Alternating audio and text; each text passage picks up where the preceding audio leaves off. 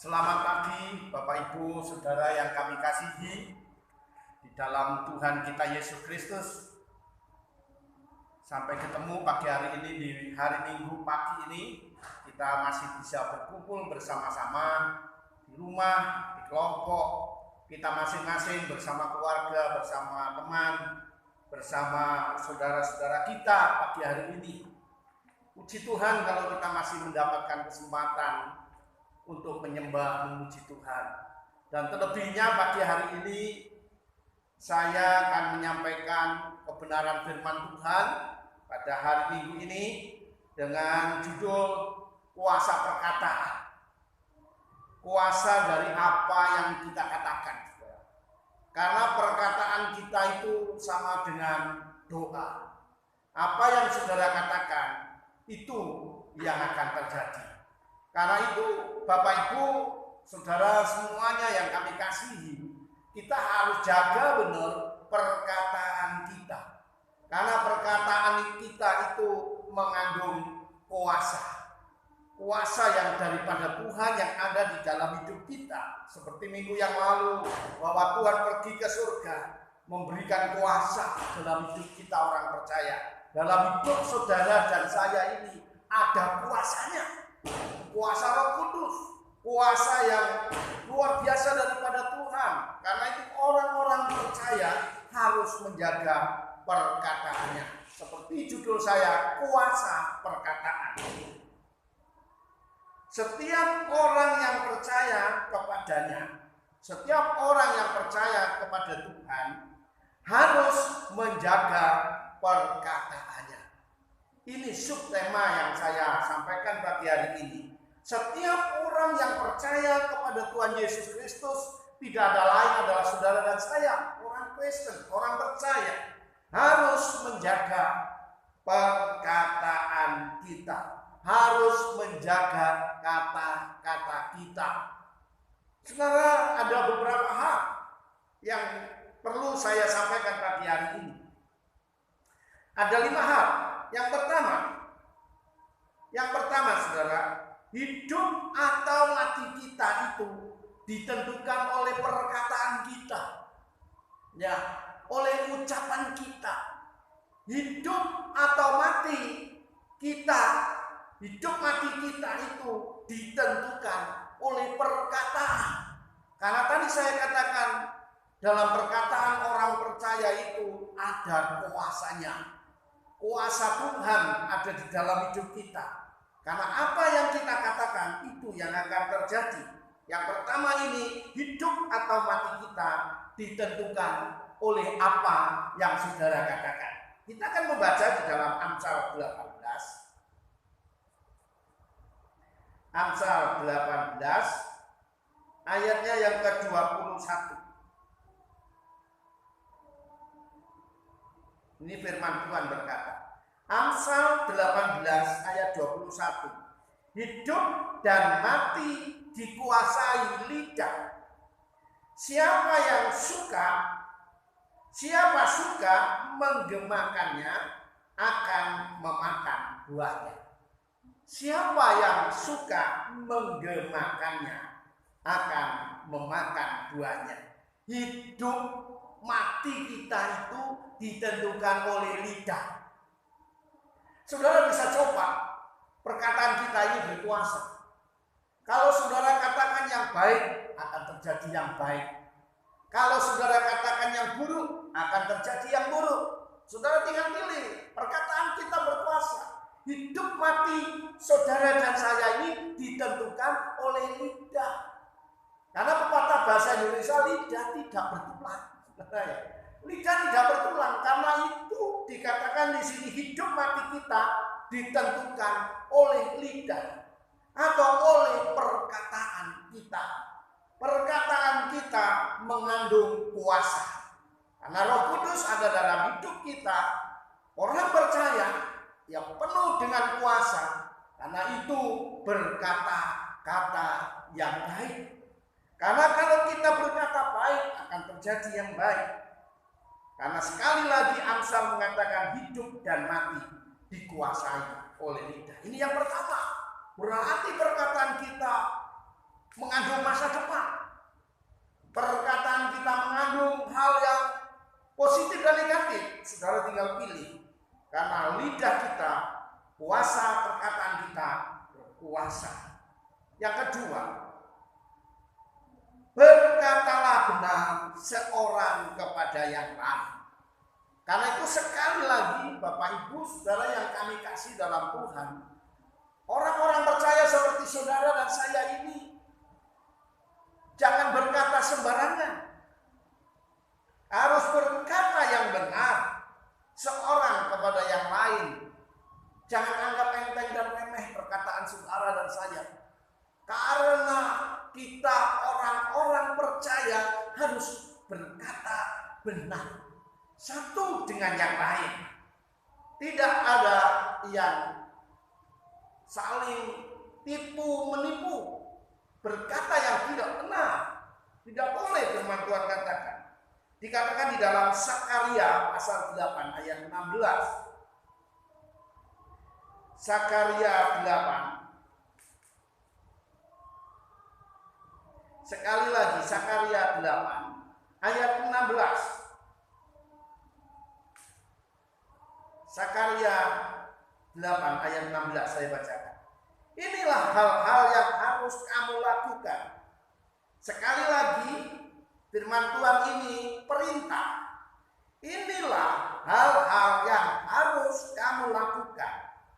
Berkatalah benar seorang kepada yang lain dan laksanakanlah hukum yang benar yang mendatangkan damai di pintu-pintu gerbangmu. Saudara, berkata benar itu wajib. Berkata benar satu dengan yang lain itu harus.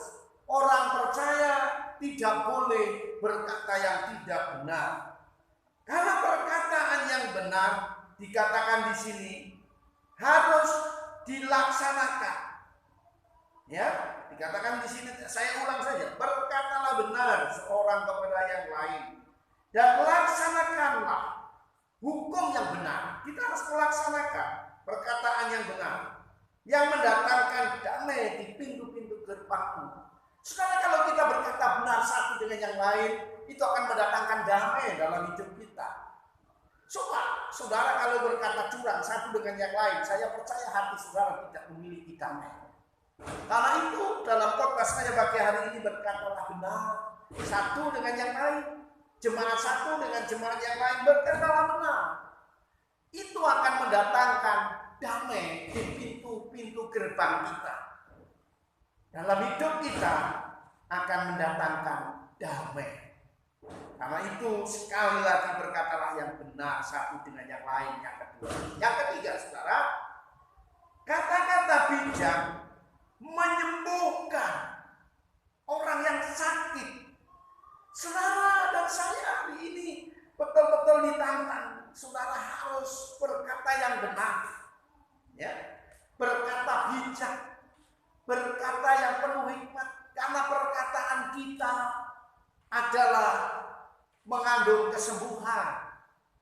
Saudara, perkataan kita akan menjamin hidup kita sehat atau sakit. Saudara berkata yang hal-hal yang negatif, yang begini, yang begitu, saudara akan mengalami sakit. Tetapi kalau saudara berkata bijak, akan mendatangkan kesembuhan. Kita membaca di dalam kitab Amsal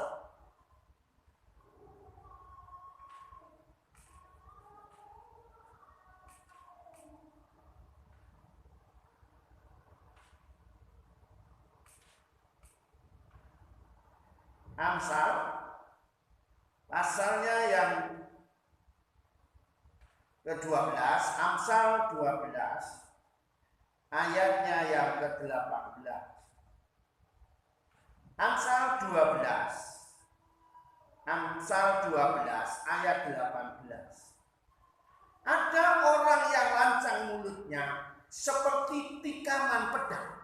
Bayangkan saudara, dalam ayat ini yang pertama ada orang yang lancang mulutnya seperti tikaman pedang. Tetapi lidah orang bijak mendatangkan kesembuhan. Yang kedua, yang B, tetapi lidah orang bijak mendatangkan kesembuhan. Tetapi mulut yang lancang seperti tikaman pedang. Karena itu kalau ada mulut-mulut yang lancang, itu seperti menikam pedang kepada temannya. Bisa membunuh orang secara tidak langsung karena mulutnya lancang. Menimbulkan pertikaian, menimbulkan pertengkaran, menimbulkan hal-hal yang negatif kalau mulutnya lancang. Tetapi Tuhan menghendaki anak-anak Tuhan harus memiliki lidah orang bijak. Lidahnya orang bijak itu mendatangkan kesembuhan. Coba saudara, satu contoh, kalau ada orang terbaring sakit, lalu mulut yang lancang itu ngomong gini, wah penyakitmu ini tidak ada obatnya, kamu sebentar lagi akan mati, kamu akan termakan oleh penyakitmu ini, penyakit ganas yang sudah diumpat, saudara, keluar orang ini mati, saudara, karena mengenaskan perkataan orang lancang tadi. Tetapi kalau orang bijak beda, menghibur. Walaupun dokter mengatakan kamu divonis kankermu sudah stadium 4, tetapi kuasa Tuhan bisa menyembuhkan. Kuasa Tuhan lebih dari hebat dari dokter, dari segala obat. Kamu akan diangkat penderitaan, mengucap syukur dengan segala hal-hal pun kamu sakit hari ini. Tidak, saudara. Orang ini akan bangkit, orang ini akan ada sukacita, walaupun mungkin nanti akan mati juga. Tetapi lidah orang bijak mendatangkan kesembuhan, mendatangkan penghiburan bagi orang yang percaya, bagi orang yang mendengar. Berikutnya saudara, yang keempat, kata-kata yang lembut adalah pohon kehidupan. Kata-kata yang lembut adalah pohon kehidupan. Kata-kata yang lembut, kata-kata yang membangun, kata-kata bijak, kata-kata motivasi, itu akan membangun kehidupan, saudara. Dikatakan di dalam firman Tuhan, membangun kehidupan. Amsal 15.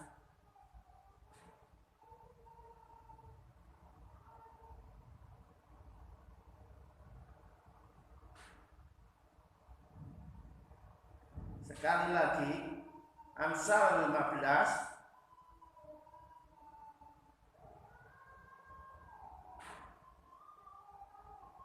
Amsal 15 ayatnya yang keempat. Amsal 15 ayatnya yang keempat. Demikian firman Tuhan. Lidah lembut adalah pohon kehidupan. Lidah lembut maksudnya apa, saudara? Perkataan, kalimat yang membangun orang lain, kalimat yang menghibur orang lain, kalimat yang baik kepada orang lain, itu adalah lidah lembut, adalah pohon kehidupan. Tetapi lidah curang melukai hati. Saudara dan saya harus memiliki lidah yang lembut, perkataan yang membangun, perkataan yang menghibur, perkataan yang memiliki motivasi buat orang lain, sehingga orang lain dapat memiliki kehidupan. Jangan dibalik, saudara, jangan memiliki lidah yang curang, yang melukai hati. Seperti tadi, seperti tikaman pedang, saudara, lidah yang curang. Yang terakhir, Bapak Ibu Saudara sekalian, kuasa perkataan. Yang kelima, yang terakhir adalah orang yang tidak menjaga kata-katanya menipu dirinya sendiri. Orang yang tidak menjaga kata-katanya itu menipu dirinya sendiri, saudara. Kata-katanya terumbar luas dengan tanpa kontrol. Ya, kata-kata yang tidak benar selalu keluar dari mulutnya. Dikatakan orang yang tidak menjaga kata-katanya menipu dirinya sendiri. Ayat yang paling akhir pagi hari ini, Yakobus.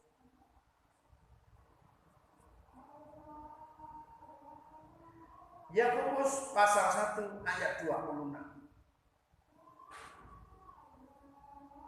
Yakobus pasal 1 ayat 26. Orang yang tidak menjaga kata-katanya menipu dirinya sendiri. Dikatakan di dalam ayat ini. Jikalau ada seorang menganggap dirinya beribadah, tetapi tidak mengekang lidahnya, ia menipu dirinya sendiri, maka sia-sialah ibadahnya.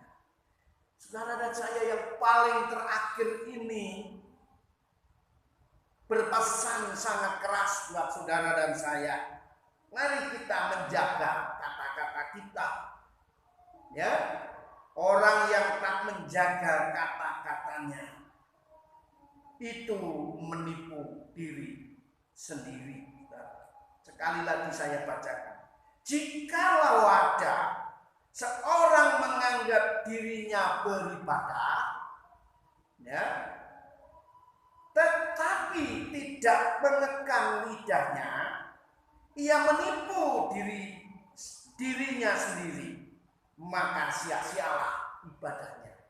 Saudara dan saya adalah orang-orang percaya kepada Tuhan yang senantiasa beribadah.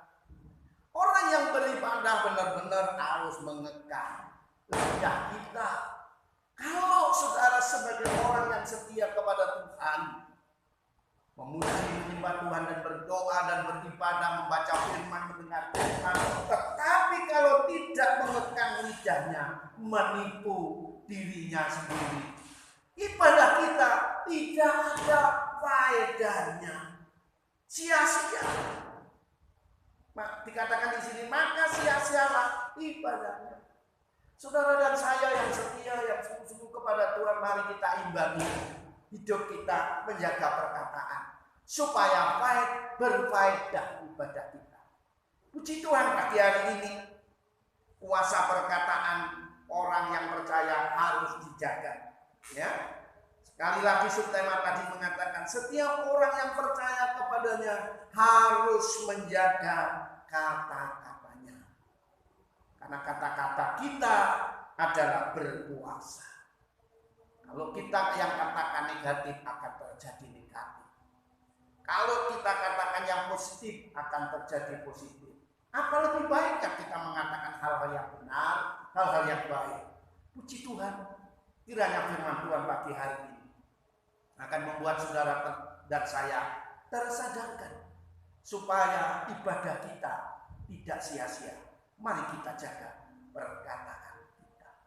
Baik Bapak Ibu, saya akan tutup firman Tuhan pagi hari ini dengan doa. Dan kita juga akan memanjatkan doa-doa syafaat kita kepada Tuhan. Mari kita akan serahkan firman ini ke dalam tangan Tuhan. Bapak Surgawi, kami mengucap syukur pagi hari ini seluruh jemaat-Mu di rumah, di kelompok, masing-masing yang sudah mendengarkan firman Tuhan. Kiranya Tuhan memberkati dalam nama Yesus, supaya kita menjadi orang Kristen yang menjaga perkataan kita, menjaga apa yang kita ucapkan. Kau berkati seluruh sidang jemaat-Mu, Kau berkati hamba-Mu, ampuni hamba-Mu, mungkin ada kekurangan di sana sini dalam menyampaikannya, tetapi Tuhan akan menyempurnakan. Terima kasih Tuhan, Kau memberkati seluruh jemaat-Mu dengan firman Tuhan, memberkati juga hamba-Mu pagi hari ini. Dalam nama Tuhan Yesus Kristus, semua yang percaya dan mau diberkati Tuhan akan berkata,